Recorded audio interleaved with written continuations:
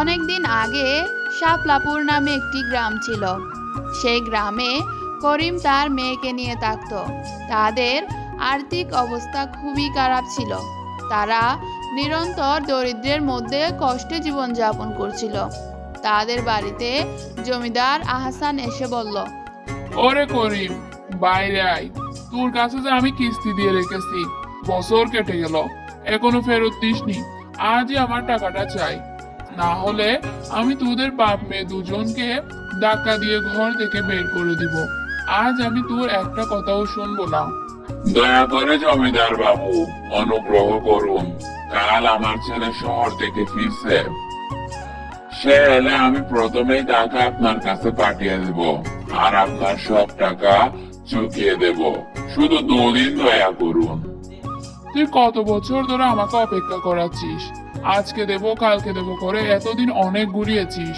ঠিক আছে, এখন অনেক হয়ে গেছে। তোকে বহু ছাড় দিয়েছি, প্রতিবার বলিস তোর ছেলে আসবে। বছর কেটে গেল, তোর ছেলের পাও গ্রামে পড়েনি। মনে হয় তুই আমার টাকাটা ফেরত দিতেই চাস না। আর তোর কোনো ছেলেও নেই। আমি আর কিছু শুনবো না, টাকা আজই চাই। না দিলে এই বাড়ি ফাঁকা করে দেখবনি। না না জমিদার বাবু, দয়া করুন। যদি 2 দিনের মধ্যে টাকাটা না দিতে পারি, তাহলে আমরা নিজেরাই চলে যাব। কিন্তু 2 দিন সময় দিন আমাদের, দয়া করে। ঠিক আছে, তুই সব সময় বলিস তোর ছেলে আসবে। তোকে অনেক সুযোগ দিয়েছি, আজকে শেষ সুযোগ দিচ্ছি। 2 দিন সময় দিলাম। 2 দিনের মধ্যে টাকাটা না দিলে তোর সব জিনিস নিয়ে বাইরে বের করে দেব, আর তোকে এই গ্রাম থেকেও তাড়িয়ে দেব। এতটুকু বলে জমিদার সেখান থেকে চলে গেল। ভাইয়া 2 দিনে চলে আসবে তো বাবা? যদি এবার ভাইয়া না আসে, তাহলে এবার জমিদার আমাদেরকে গ্রাম থেকে বের করেই দেবে। সে এবার আমাদের একটা কথাও শুনবে না।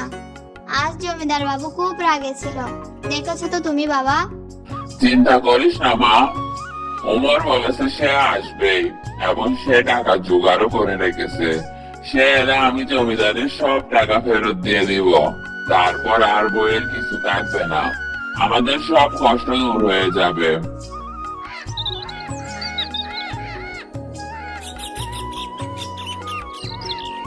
দুই দিন কেটে যায়।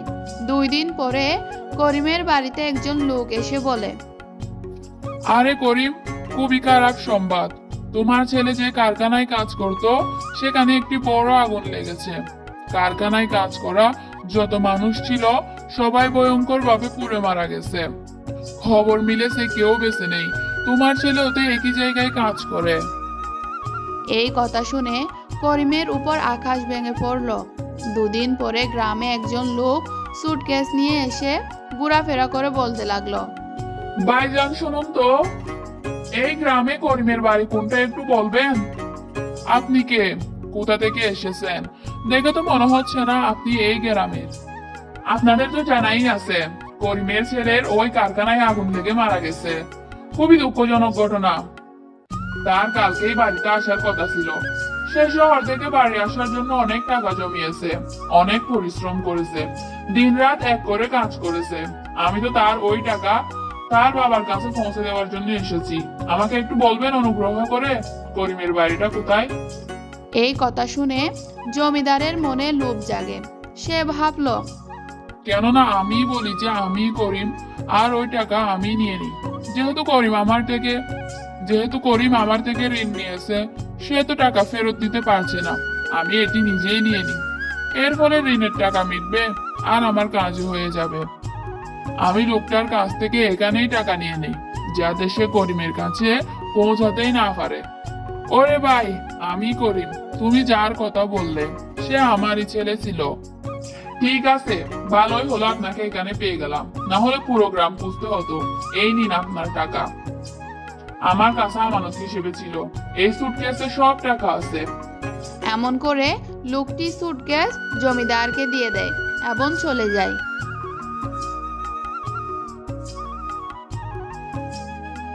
জমিদার সুটকেস খুলে দেখে ভীষণ পরিমাণ টাকা।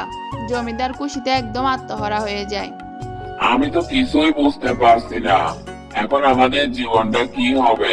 আমরা তো পুরোটাই উমরের ভরসায় ছিলাম। ওকে ছাড়া আমরা কি করে সংসার চালাবো? উপরওয়ালা কেন আমাদের সঙ্গে এত কঠোর? আমাদের কেন এত পরীক্ষার মধ্যে ফেলছে? আমাদের কত কষ্ট সহ্য করতে হচ্ছে। বাবা চিন্তা করো না, আমি কাজ করে তোমাকে সাহায্য করব। আমি রান্না বান্না করব, অন্য বাড়িতে চাকরি করব। আমরা একটু একটু করে জমিদারের ঋণ ঠিকই শোধ করে দেব। কিছুদিন পুষ্পা অন্য বাড়িতে কাজ করে, রান্না ও পরিষ্কার পরিচ্ছন্নতার কাজ করে সংসার চালায়। একদিন পুষ্পা পানি আনতে জমিদারের কুয়োয় যায়। ঠিক সেই দিন জমিদারের বন্ধুর ছেলে জমিদারের বাড়িতে আসে।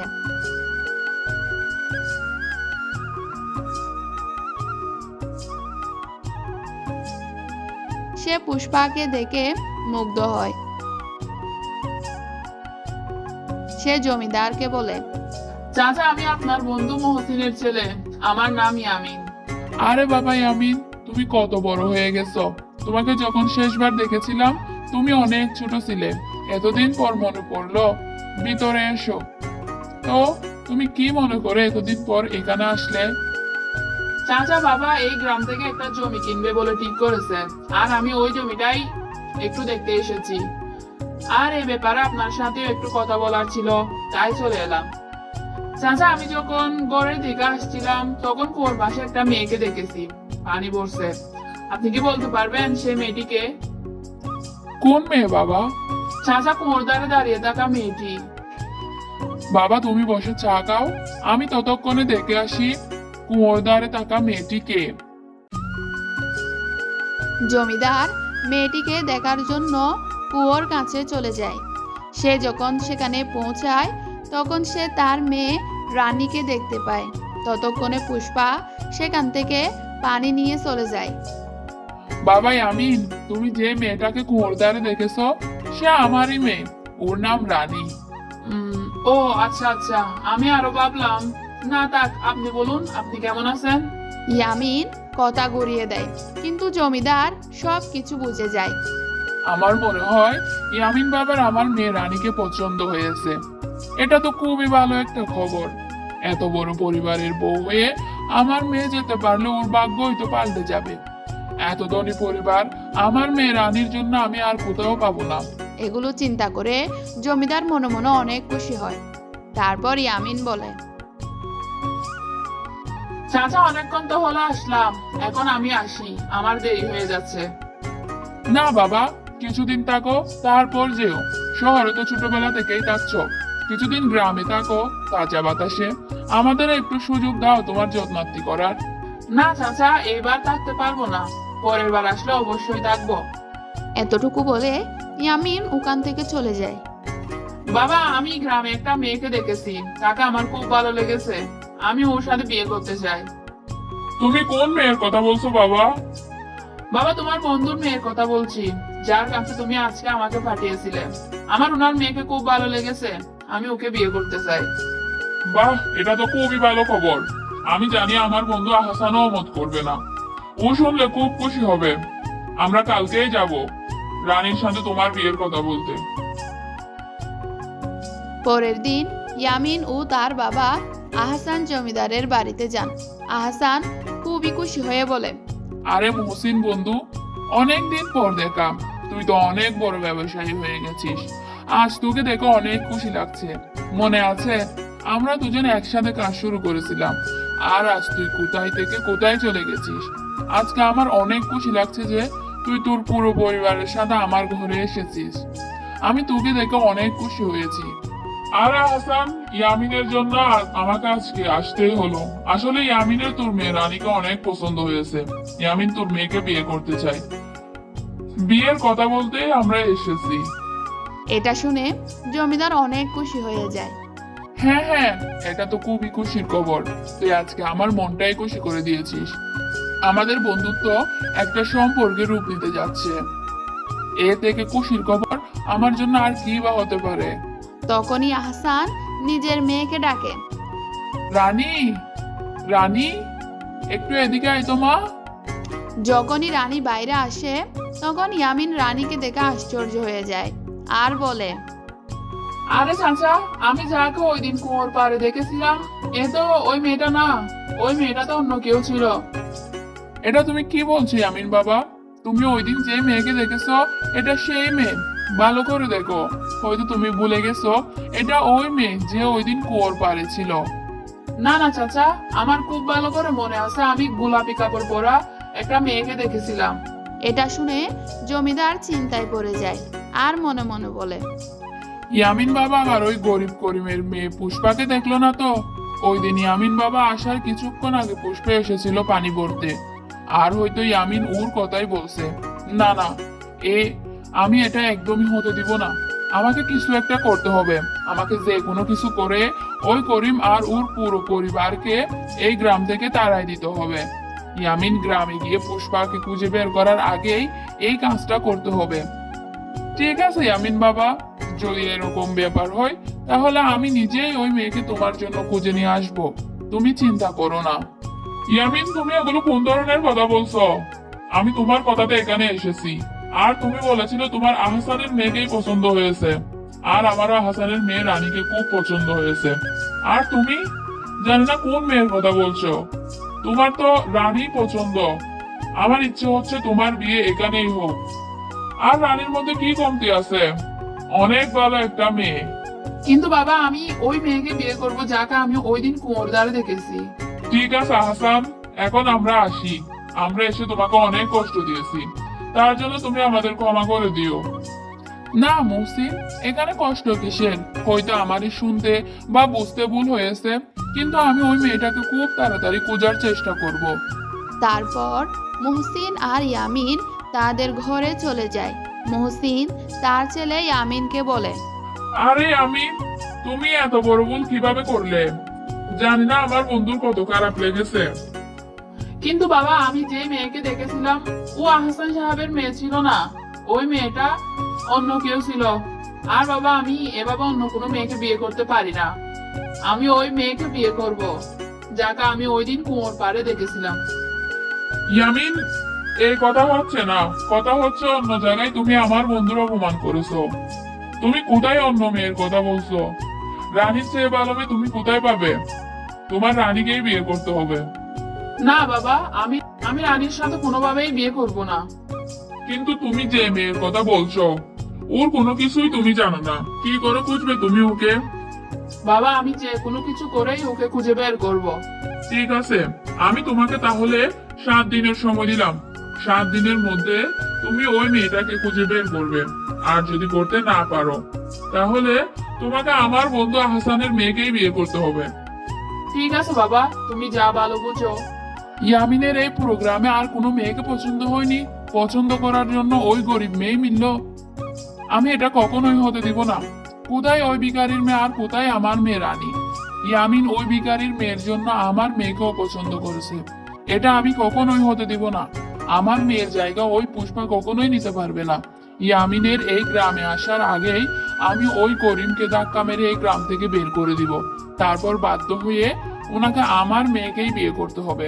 আর আমি তো ভুলেই গেছি, ওর ছেলে টাকা যে একটা লোক নিয়ে এসেছিল, ওই টাকা আমি নিয়ে নিয়েছি। আমি এই ব্যাপারটা পুরো লাভ তুলতে পারবো। আমি কালকে গিয়েই ওর কাছে আমার টাকা চাইবো। এটা করলে গ্রামের লোকদেরও সন্দেহ হবে না, আর আমি ওকে টাকা ফেরত দিতে না পারার কারণে গ্রাম থেকে বের করে দিতে পারবো। ওর পুরো ঘর আমার করে নিব, আর ওকে গ্রাম থেকে বের করে দিতে পারবো।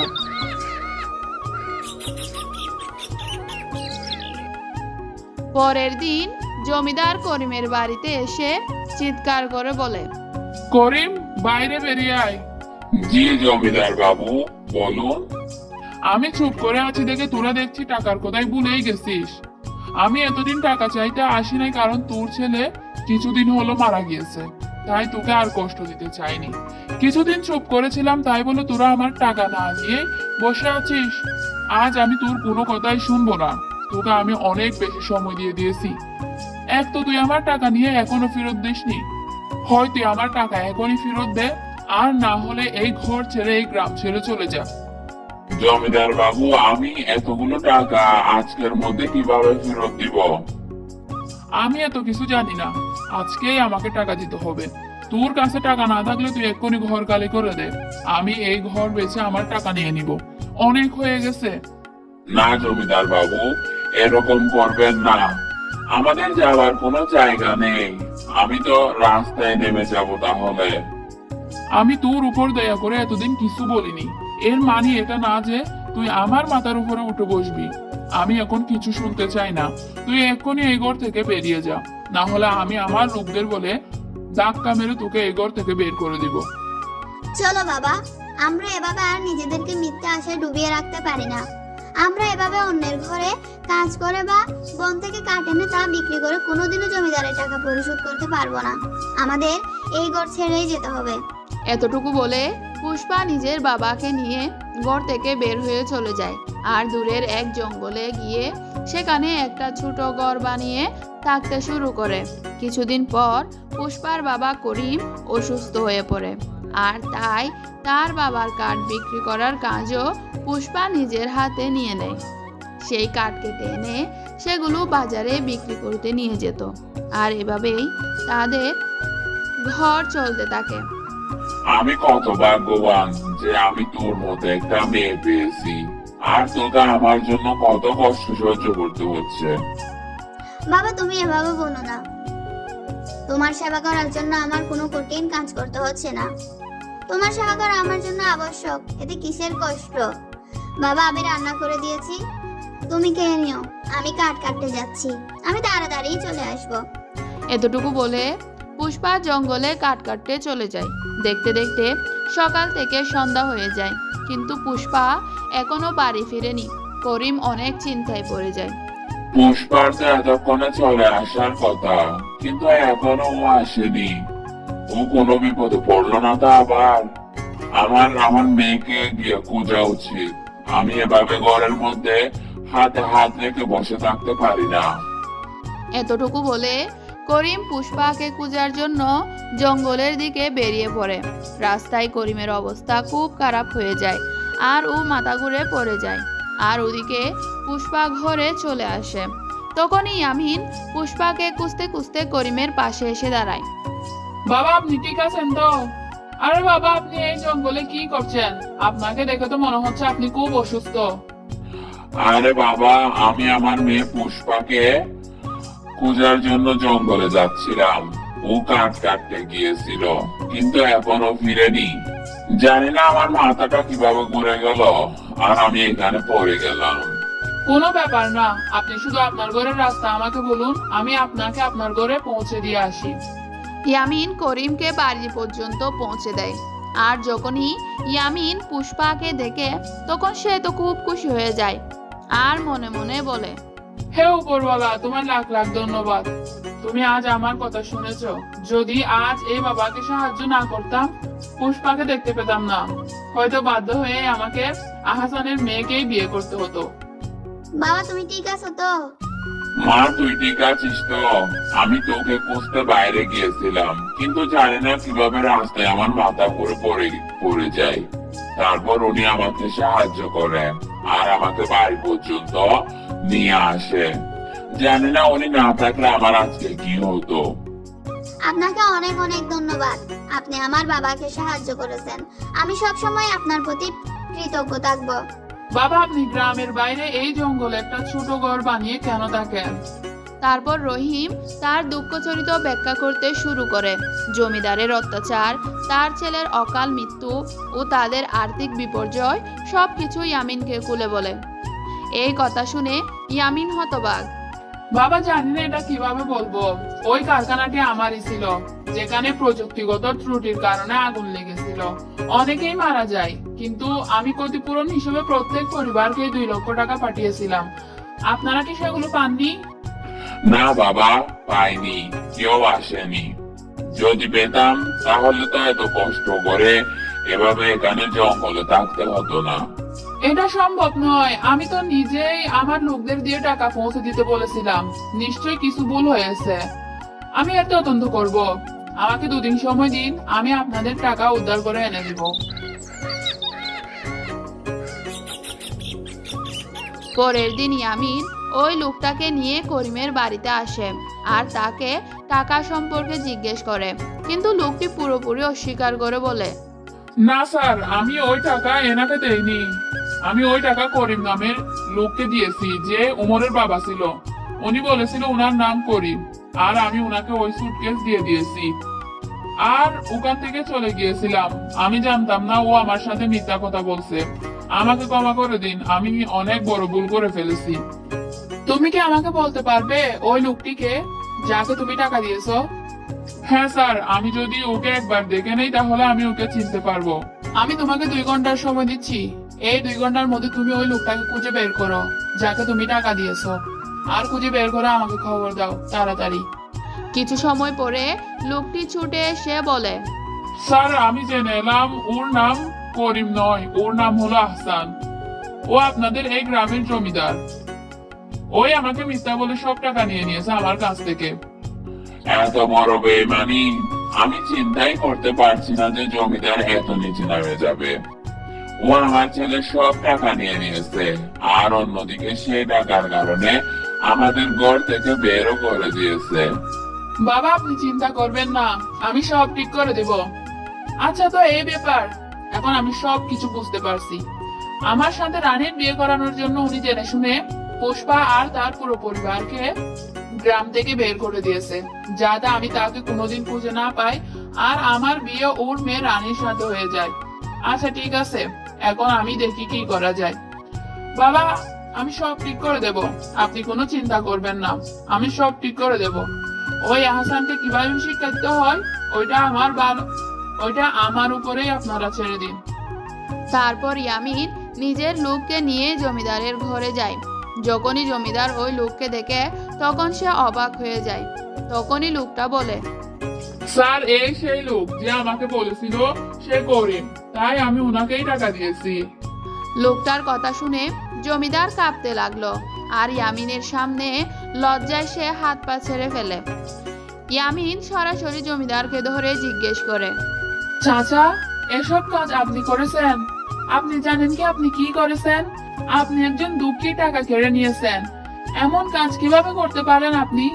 আপনি জানেন আপনার এসব কাজের জন্য উমরের বাবার কত কষ্ট করতে হচ্ছে? শুধু এটাই না, আপনি টাকা নিয়েও উমরের পুরো পরিবারকে গ্রাম থেকে বের করে দিয়েছেন। আপনি কি এটা ঠিক করেছেন? বলেন চাচা, চুপ করে আছেন কেন? জবাব দিন, আপনি এমনটা কেন করলেন? ইয়ামিন বাবা, আমাকে মাফ করে দাও। আমার অনেক বড় ভুল হয়ে গেছে। আমি টাকার লোভে পড়ে গিয়েছিলাম, আর নিজের মেয়ে রানীর সাথে তোমার বিয়ে দেওয়ার জন্য উঠে পড়ে লেগেছিলাম। এজন্য আমি এমন করেছিলাম। যখনই তুমি মেয়েটার কথা বলেছিলে তখনই আমি বুঝে গিয়েছিলাম ওটা করিমের মেয়ে পুষ্পা ছিল। এজন্য আমি পুষ্পা ও ওর বাবাকে গ্রাম থেকে বের করে দেই, যাতে তুমি ওই মেয়েটাকে না পাও আর বাধ্য হয়ে আমার মেয়েকে বিয়ে করতে হয়। আমাকে মাফ করে দাও, আমি এখন নিজের ভুল বুঝতে পারছি। ঠিক তখনই ওইখানে মহসিন রায় এসে পৌঁছায়। পুরো ঘটনা শুনে তিনি জমিদারকে খরা ভাষায় ধমক দেন আর অনেক কথা শোনান। পরে ইয়ামিন ও তার বাবা পুষ্পার বাড়িতে যান এবং সব টাকা পুষ্পার বাবা করিমকে ফিরিয়ে দেন, আর তারা করিমের থেকে পুষ্পার হাত চেয়ে নেন ইয়ামিনের জন্য।